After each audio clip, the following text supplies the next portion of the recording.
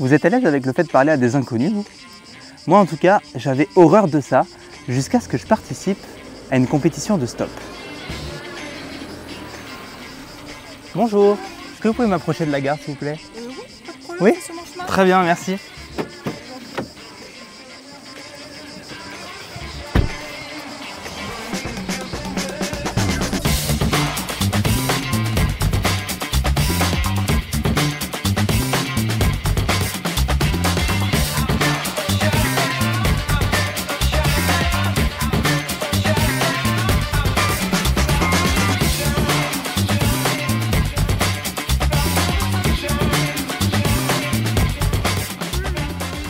Parfait, merci beaucoup.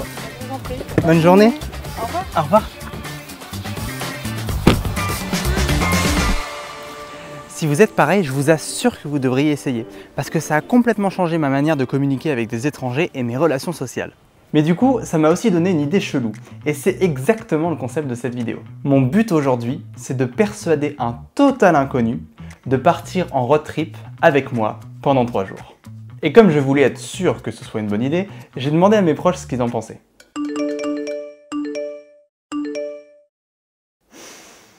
Bon, ils ont l'air de valider l'idée, donc c'est parti pour une expérience qui j'espère va fonctionner. Et puis ici, on n'est pas n'importe où. Non, sur Biéclectique, on fait pas les choses à moitié. Moi, ce qui m'intéresse aussi avant toute chose, c'est le fonctionnement des relations sociales, l'établissement d'un lien entre deux personnes qui ne se connaissent pas. Et ça tombe bien parce que la science est capable de prédire pas mal de choses sur ce qui pourrait se passer lors de ce voyage inhabituel. L'OMS, l'Organisation mondiale de la santé, définit la santé comme un état complet de bien-être physique, mental et social, qui ne consiste pas seulement en une absence de maladie ou d'infirmité. Donc d'après cette définition, nos relations sociales sont clairement indispensables à une bonne santé. Et pour définir plus proprement ce qu'est une relation sociale, ça consiste pas simplement en une communication avec autrui. Elle doit correspondre à un lien particulier qui se crée entre les pensées, les actions ou les sentiments des deux individus, qui soient d'ailleurs positifs ou négatifs.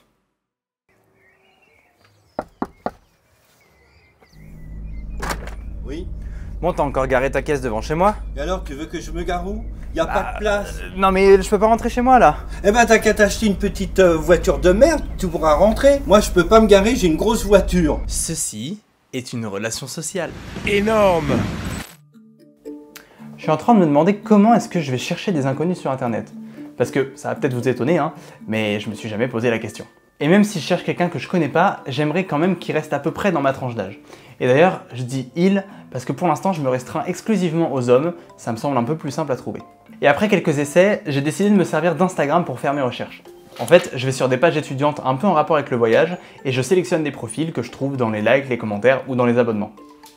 Mais maintenant, il faut que je trouve une manière d'aborder les gens pour la première fois. Parce que la première impression que je vais faire risque de jouer un rôle très important pour la suite de l'expérience. Ce que je décris là, ça porte un nom, ça s'appelle l'effet de halo. En fait, si la première fois que je parle avec une personne, je renvoie une bonne image de moi, alors par la suite, sa perception de moi va être légèrement déformée de manière à confirmer sa première impression.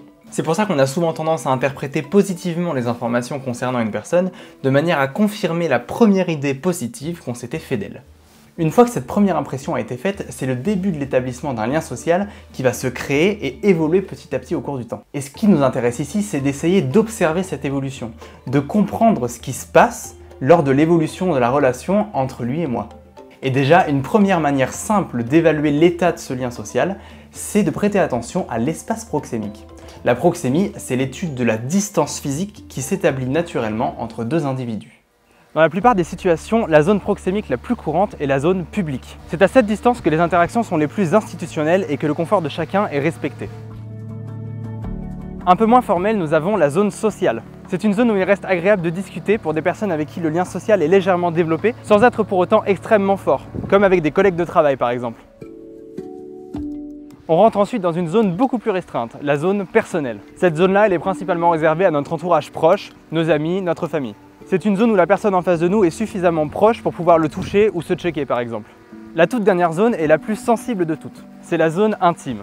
Elle est, comme son nom l'indique, réservée à des relations intimes, que ce soit avec son ou sa partenaire, un ami très proche ou un membre de sa famille. Elle permet notamment un bon partage des émotions et une grande empathie qui peut potentiellement être véhiculée par l'intermédiaire de l'ensemble de nos 5 sens.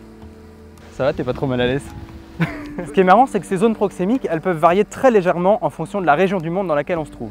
Par exemple, en Europe du Nord, ça ressemblerait plutôt à ça. Tandis que dans les cultures latines ou méditerranéennes, ça donnerait plutôt un truc comme ça. Et lors du road trip, ce sera important de bien avoir cette histoire de proxémie en tête et de manière générale de bien comprendre le langage du corps, le langage non verbal. J'ai pu en discuter un petit peu avec Véronique Millet, spécialiste de la synergologie. Donc la synergologie, c'est le décryptage du langage corporel. Aujourd'hui, ce n'est pas une science, c'est une discipline qui permet d'observer le mouvement, le langage corporel du bout des cheveux au bout des pieds. Donc la proxémie est un élément intéressant aussi à aborder sur une première rencontre. Quel espace, quelle est la bonne distance que je dois avoir pour que ma communication s'installe? Si dès la première rencontre, vous êtes trop près, l'autre va reculer. La synergologie, c'est tout simplement développer une écoute active. Et souvent, dans nos relations, on est plutôt en train de penser à ce que vous allez me poser comme question après que d'écouter réellement ma réponse. Et donc, du coup, on ne sait pas observer. Salut Thomas, je me permets de t'envoyer un petit vocal. Je te connais pas et tu me connais pas non plus, t'inquiète, c'est normal. En gros, j'ai 20 ans, je suis étudiant et je suis à la recherche de quelqu'un qui aime bien sortir de sa zone de confort et surtout qui aime bien le lien social et les rencontres. Le concept, c'est de partir 3 jours en road trip quelque part en Europe avec un total inconnu. Salut Alexandre, je me permets de t'envoyer un petit vocal. Salut Nicolas, je me permets de t'envoyer un petit message vocal. Salut Maël, je me permets de t'envoyer un petit vocal. Je te connais pas. Salut Elliot, salut Rémi Théophile, je me permets de t'envoyer un petit vocal. Vous vous imaginez pas comme c'est long de chercher quelqu'un qui accepte de voyager avec moi sans me prendre pour un fou. Et encore, dans la liste de 150 profils que j'ai déjà sélectionnés, j'essaye de trouver des gens qui ont plutôt des centres d'intérêt proches des voyages, du lien social et qui sont aussi des étudiants comme moi. Donc ça maximise plutôt pas mal les chances de trouver quelqu'un. L'inconvénient de ça, c'est que ça introduit aussi un biais dans le choix de la personne. On peut pas vraiment dire que c'est un inconnu totalement choisi au hasard, puisque la personne qui va partir avec moi, par définition, en acceptant ce type d'expérience, est probablement quelqu'un d'un petit peu plus sociable que la moyenne. Et par souci de transparence scientifique, je trouvais ça important de le préciser. Même si le fait de s'entourer de personnes qui nous ressemblent, on le fait tous en fait. On appelle ça le biais d'homophilie. On sera spontanément plus attiré par quelqu'un qui a les mêmes centres d'intérêt que nous, ou les mêmes caractéristiques sociales. Et puis comme moi, je vais être vraiment dans l'envie de sociabiliser, de discuter, de créer du lien avec la personne que je vais rencontrer, en fait, je risque d'activer chez elle ces neurones miroirs. Les neurones miroirs, c'est une catégorie de neurones qu'on a dans notre cerveau et qui s'active uniquement lorsqu'un autre individu fait une action, ou même lorsqu'on le visualise mentalement faire cette action, d'où le terme de neurones miroirs. Un des exemples le plus connus de ça, c'est le bâillement. Et voilà. Vincent, moi aussi j'ai envie de bâiller, et ça, c'est à cause des neurones miroirs. Et ces neurones miroirs, ils sont super importants pour notre développement, car c'est eux qui interviennent dans l'apprentissage par l'imitation ou les processus affectifs tels que l'empathie. Bah dis-le si je te fais chier. Par rapport à votre expérience, la première fois qu'on s'est vu, si en fait je vous fais une tronche comme ça, et que je reste comme ça va influer sur votre comportement. Si je vous accueille avec un grand sourire et avec une position très ouverte, les neurones miroirs vont influer sur votre comportement. Donc les neurones miroirs, oui, ils fonctionnent. L'exercice qui marche très bien, c'est on est en train de parler, je croise mes bras et c'est marrant, mais vous allez être amené à croiser vos bras. Et c'est très drôle parce que si vous n'en prenez pas conscience, à un moment donné, je vais les décroiser. Si on est toujours dans cette synchronisation, vous allez aussi les croiser les bras. Et justement, à propos de la posture, par exemple, c'est vrai qu'on entend souvent parler des bras croisés, justement. Est-ce que c'est des choses qui sont plutôt des mythes ou est-ce qu'il y a vraiment des symboles dans la posture qui montrent qu'une personne est ouverte ou pas à la discussion? Les bras croisés, ce sont des fausses croyances. Il y a plusieurs raisons, en fait, de croiser les bras. Mais souvent, on me dit « Ah oui, non, mais je sais, moi, tu sais, la synergologie, c'est quand on a les bras croisés, ça veut dire qu'on est fermé. » Non, là, je peux être amenée à discuter avec vous parce que je suis dans ma bulle, parce que je suis en mode confort, parce que peut-être je suis assise sur un tabouret et que j'ai besoin pour mon dos de me sentir à l'aise. Donc, ça peut être une des raisons. Votre corps ne bouge pas par hasard. Et lorsqu'on est en entretien, et si vous me posez une question qui va me déstabiliser, eh bien, c'est ce qu'on appelle l'homéostasie. c'est l'équilibre physiologique du corps. À partir du moment où sur une balance, par exemple, j'ai 2 plateaux à même hauteur, je mets une pomme, que va-t-il se passer? La pomme va déstabiliser les 2 plateaux. Et puis, jusqu'à un moment donné où il va retrouver un nouvel équilibre avec la pomme. Votre corps, c'est pareil. On est en train de discuter, on pose une question à une personne, il s'avère que cette question suscite une émotion. Donc, ça va engendrer un changement physiologique qui va vouloir s'exprimer et qui va s'exprimer par le corps. Est-ce que du coup, il y a des gestes qui sont vraiment associés à chaque émotion? Et on sait, par exemple, que l'expression de la peur va être des yeux plus ouverts. Pourquoi? Parce qu'on a besoin d'augmenter notre champ de vision. On va avoir la même chose sur les émotions primaires, c'est-à-dire la surprise, la joie. Et donc, du coup, on a cette lecture, c'est ce qu'on apprend un petit peu à reconnaître. Par contre, lorsqu'on est en train d'échanger en direct, eh bien, le mouvement peut être très subtil. Ça peut être des microsecondes. Est-ce que du coup, le corps peut parler avant la pensée? Alors, en fait, c'est pas... Est-ce que c'est le corps, le langage du corps va s'exprimer avant la verbalisation de la pensée? Est-ce que le corps s'exprime avant la conscientisation de l'émotion? À propos de ces gestes inconscients, je me demandais aussi, est-ce qu'ils sont globalement universels ou est-ce que, en fonction des différentes cultures, les gestes peuvent être différents? Est-ce que ça va varier en fonction de l'origine de la personne, de son histoire, de sa culture? Alors, sur les émotions primaires, les 6 émotions primaires, bien que depuis la nuit des temps, philosophes et psychologues ne sont pas raccords sur les émotions primaires, certains disent qu'il y en a 4, d'autres 6, d'autres 8. Ces émotions primaires, normalement, on a vu et montré qu'elles étaient universelles, mais bien évidemment, elles sont liées à un parcours culturel, à un ancrage dans un pays. Par exemple, au Japon, on ne va pas faire une gestuelle aussi ample qu'en Italie, mais on trouvera la subtilité. Sauf que leur amplitude est moins grande de par, des fois, le contexte, l'environnement et la culture du pays. Oh! Il y a une personne qui vient à l'instant de me répondre en me disant qu'elle serait peut-être intéressée par l'idée. Et ce que j'ai fait pour que ce soit plus authentique, c'est qu'au début, je parle pas du tout du fait que le projet va être filmé et diffusé sur YouTube. Comme ça, je suis sûr que les personnes qui sont intéressées le sont parce que le projet leur plaît sincèrement, en dehors du côté images et réseaux sociaux. Et bien évidemment, c'est moi qui prends en charge tous les frais du road trip, ce qui fait que cette vidéo me coûte un demi-poumon. Donc s'il y en a qui souhaitent me soutenir un peu financièrement, faites un petit tour dans la description, vous trouverez de quoi participer au prochain projet sur cette chaîne. Voilà, fin de la parenthèse. Est-ce que vous voyez le film Labyrinthe? Vous savez, c'est l'histoire d'un groupe d'humains qu'on a mis tous ensemble dans un labyrinthe géant et qui doivent lutter pour leur survie. Et bah dans ce film, les participants vivent des émotions très violentes, souvent de peur ou de tristesse, mais parfois aussi de joie ou de colère. Et en fait, il se trouve que toutes ces émotions accélèrent grandement le lien social qui se crée entre les survivants. Et cet effet-là, c'est quelque chose qu'on retrouve en pratique dans les sciences sociales. En fait, il est prouvé que 2 personnes qui vivent la même émotion simultanément vont avoir tendance à se rapprocher, à se souder pour affronter cette émotion à 2. Bon, à l'exception de la gêne qui, elle, va avoir tendance à éloigner les gens. Mais sinon, toutes les émotions qu'on risque de vivre lors du road trip vont avoir un rôle très important à jouer dans l'évolution de notre relation. Et pour en revenir au film Labyrinthe, l'émotion qui stimule le plus le rapprochement social, c'est la peur. Donc autant dire que dans ces conditions, le film est plutôt réaliste quant à l'évolution des liens sociaux entre les sujets. Une façon d'expliquer ce genre de phénomène a été proposée en 1974 lorsque 2 scientifiques ont tenté une petite expérience qui porte désormais leur nom, l'expérience de Dutton et Aaron. En gros, ils ont placé un groupe d'hommes hétérosexuels sur un pont suspendu à plus de 70 mètres de haut, qui est plutôt effrayant à traverser, avec au milieu du pont une enquêtrice, relativement séduisante, qui leur posait des questions sur le paysage et finissait par leur donner son numéro de téléphone. La même expérience est ensuite réalisée avec un autre groupe d'hommes hétérosexuels, cette fois sur un petit pont en béton, pas très haut, tout à fait banal. Et bah figurez-vous que dans les jours qui suivent, le groupe qui a traversé le pont suspendu a eu tendance à rappeler davantage l'enquêtrice pour la draguer, contrairement au groupe qui était en sécurité. Mais alors, qu'est-ce qui s'est passé ?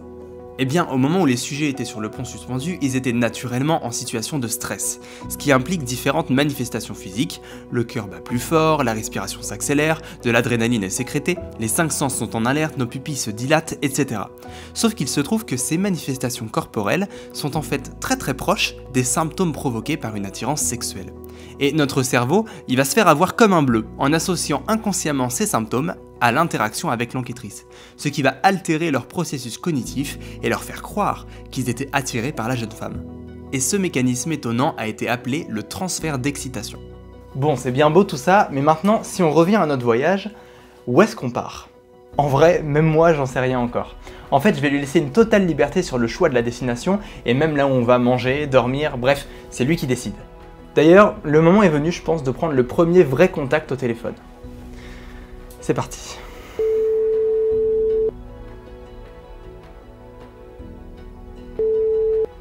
Allô? Haha, on va garder encore un peu le suspense pour le watch time. En attendant, est-ce que je vous ai parlé de cette magnifique molécule? L'ocytocine. Je crois pas. Cette molécule, c'est une hormone qui est sécrétée par notre corps et qu'on appelle parfois l'hormone de l'amour. Sauf qu'en vrai, c'est un petit peu exagéré. C'est plutôt l'hormone du lien social. Exactement ce qui nous intéresse. Elle est par exemple libérée lors du contact physique entre deux individus et elle est même utilisée et administrée par voie nasale, tenez-vous bien, dans le traitement de certaines maladies et certains troubles qui affectent les capacités de sociabilisation, comme les troubles du spectre autistique ou encore la schizophrénie. Bon, j'ai compris, allez, retournons à notre premier appel avec celui qui a accepté de partager cette expérience avec moi. Salut, comment tu vas? Eh ben écoute, ça va bien et toi? Nickel, nickel. Bon, alors faut qu'on s'organise un peu pour savoir où est-ce qu'on va, où est-ce qu'on mange, où est-ce qu'on dort et tout. Ouais, carrément. Bah écoute, moi j'avoue que j'ai pas forcément de préférence. Bon, on n'est pas resté trop longtemps au téléphone quand même, afin d'essayer de pas trop commencer à se découvrir l'un l'autre.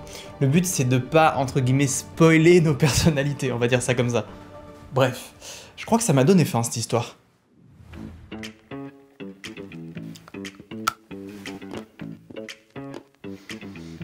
Pas bien ce que je fais. J'avais dit que j'arrêtais de manger des cochonneries. Vous voyez, ce qui m'arrive là, c'est ce qu'on appelle la dissonance cognitive en psychologie sociale. En gros, mon action, en l'occurrence manger du chocolat, est en conflit avec une de mes cognitions, de mes pensées. En l'occurrence, manger plus sainement. Et le cerveau aura tendance à diminuer autant que possible la dissonance cognitive de façon à limiter l'inconfort et la tension psychologique qu'elle engendre. En général, il y a 3 manières de réduire cette dissonance. La première, c'est d'adapter son action pour satisfaire la cognition. Bon, cette fois c'est fini, j'arrête de manger ça. La deuxième, c'est de justifier son comportement en aménageant la cognition. Bon, après tout, j'ai le droit de m'autoriser quelques excès de temps en temps, si ça reste modéré. Et la dernière, c'est d'ajouter une nouvelle cognition pour justifier la première. Pour compenser, je ferai 30 minutes de sport cet après-midi. Et dans le cas de notre road trip, on pourrait aussi retrouver ce phénomène de dissonance cognitive. La personne qui va m'accompagner pourrait chercher à justifier pourquoi elle a accepté de partir avec moi, alors que ses cognitions auront peut-être tendance à se méfier à l'idée de partir en voyage avec un inconnu. Et du coup, tout ça va générer de la dissonance cognitive, et d'après ce que je viens de vous dire, le réflexe naturel sera de tenter de réduire au maximum cette dissonance, par exemple en renforçant son implication émotionnelle dans la relation avec moi. C'est vraiment pénible de devoir manger du chocolat pour une vidéo, ça me demande un effort. Bon, faut se forcer hein.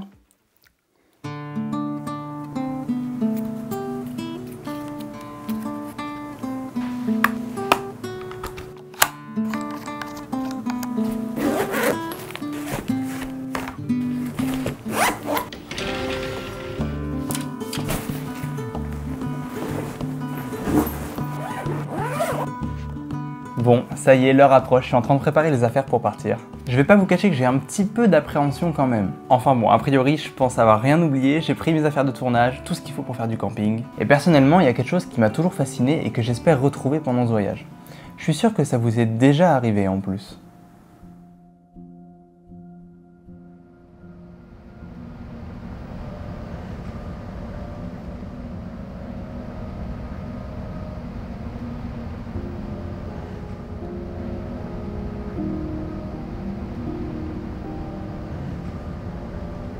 C'est fascinant l'univers, hein? Ouais. Ça donnerait presque envie de partir explorer d'autres mondes pour découvrir tout ça. Oui, on est quand même bien ici. Ça dépend pourquoi. Et pour qui. Comment ça? Non mais je sais pas pourquoi je vous parle de ça. Laissez tomber.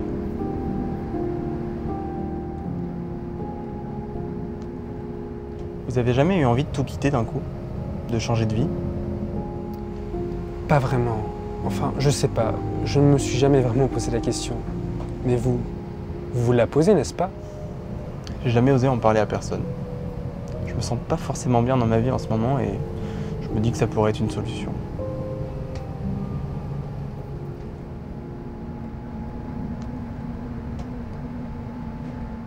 Comment ça se fait que je vous parle de ça? Je vous connais même pas. Justement, c'est sûrement pour ça que vous m'en parlez.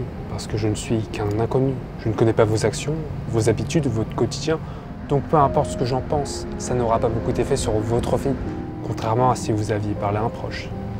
C'est sûrement ça qui fait que vous vous confiez. Il y a comme une sorte d'anonymat qui vous rassure. Vous avez peut-être raison. Et puis vous vous dites sûrement que je serai plus objectif que quelqu'un qui vous connaît bien et qui cherchera avant tout à vous protéger. Là, vous êtes sûr qu'il n'y a pas de biais émotionnel dans ce que je peux vous dire. Vous savez, c'est quelque chose qui est bien connu en psychologie. Deux inconnus qui se confient beaucoup plus qu'à leur propre entourage. Ce sont les inconnus dans un train, l'effet Strangers on a Train.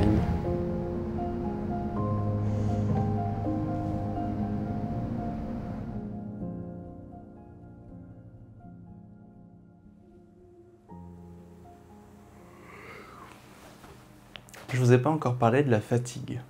Bah oui, parce que 3 jours intensifs sur la route, ça risque de pas mal nous épuiser. Et ça a quelques inconvénients, mais aussi quelques avantages. Parce que la fatigue est connue pour diminuer notre capacité à réguler nos émotions.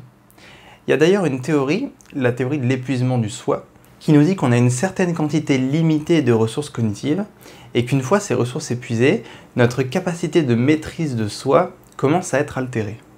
Alors, je suis Leila Selimbegovic et je suis professeure en psychologie à l'Université de Poitiers et je suis spécialisée en psychologie sociale.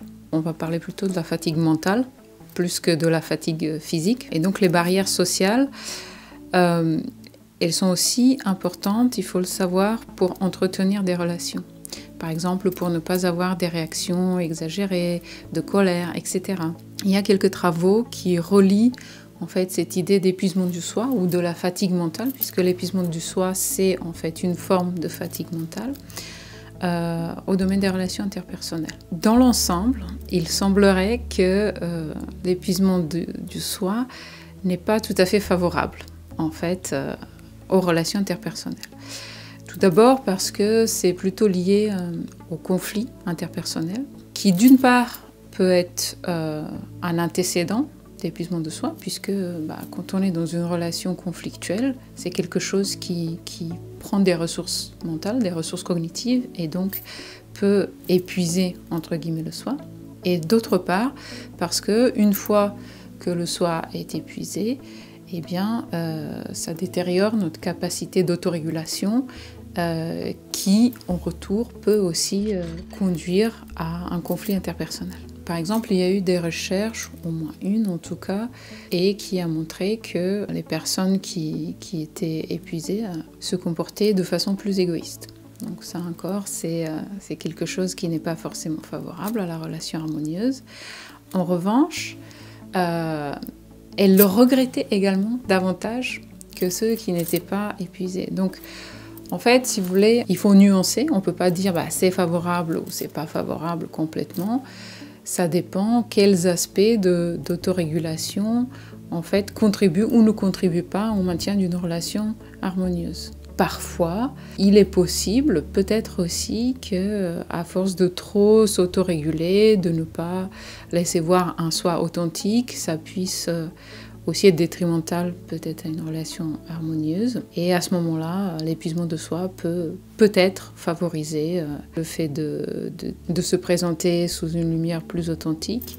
Mais si vous voulez réfléchir d'une manière un peu générale et extrapoler sur des choses qui peut-être n'ont pas été étudiées du tout empiriquement, il faut vous dire que la fatigue mentale, l'épuisement du soi, ça détériore la performance d'autorégulation. Donc si vous faites de l'autorégulation pour ne pas être agressif et que cette autorégulation faiblit, eh bien vous allez être plus agressif. Si vous faites de l'autorégulation parce que vous avez peur de vous rapprocher trop d'une personne et que cette autorégulation-là faiblit, peut-être vous allez plus vous rapprocher de l'autre personne. Donc voilà, c'est en fonction du contexte. Comme vous l'aurez compris, une personne qui est fatiguée aura plus de difficultés à contrôler ce qu'elle exprime. Ce qui peut certes engendrer des conflits, mais aussi faciliter des discussions potentiellement plus sincères et plus profondes. Et la fatigue diminue aussi notre sensibilité aux stimulations extérieures, ce qui nous recentre naturellement sur nous-mêmes. Si en plus de tout ça, le contexte est favorable à un environnement calme et agréable, comme à la tombée de la nuit par exemple, alors toutes les conditions sont réunies pour provoquer des discussions introspectives, émotionnelles, voire existentielles. Et je suis sûr que vous voyez exactement ce dont je parle. On a tous connu ce moment où on est avec des amis, allongés, dans le noir, et on commence des discussions interminables sur des sujets qu'on n'aurait probablement pas abordés aussi facilement si on n'était pas dans ces conditions.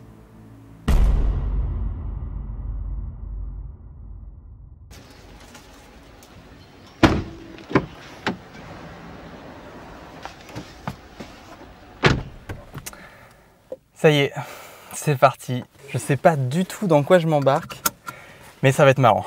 En tout cas, en attendant de rejoindre la fameuse personne qui a accepté de partager cette expérience avec moi, je dois dire que j'ai vraiment été impressionné par tout ce qu'on peut apprendre au travers des sciences sociales. Et quoi qu'il en soit, maintenant qu'on sait tout ce qu'on a appris aujourd'hui, ça risque d'être une vraie partie de plaisir. Bon, bah voilà, je crois qu'on va arriver. Ça me fait tout drôle de me dire que je vais enfin le rencontrer et surtout d'enfin concrétiser ce projet qui me tient à cœur depuis maintenant plusieurs mois.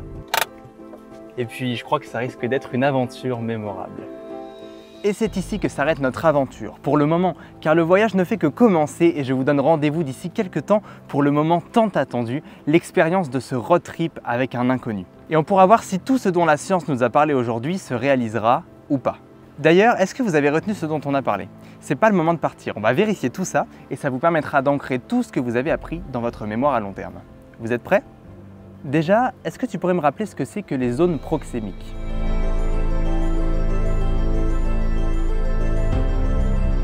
On a parlé tout à l'heure du langage du corps, mais est-ce que ce langage non verbal est universel?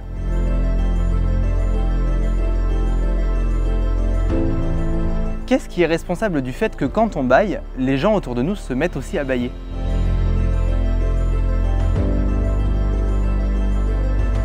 C'est quoi l'hormone la plus importante pour les relations sociales?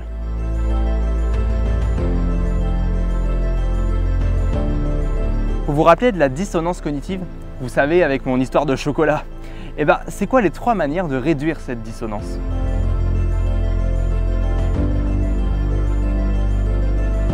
Si vous n'avez pas eu le temps de répondre, je vous laisse faire pause maintenant. C'est bon? Alors voici les bonnes réponses.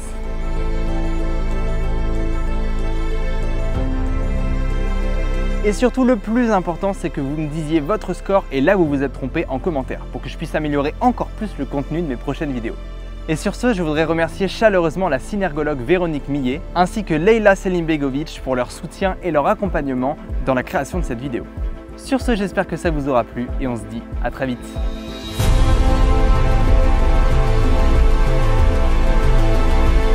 Voilà, on fait vraiment juste l'aller-retour à Châtellerault pendant 20 minutes pour tourner cette séquence. Il y en a plein qui se posent des questions dans le fond. Mal, à commencer par le chauffeur qui nous a dit mais je vous ai vu, vous repartez.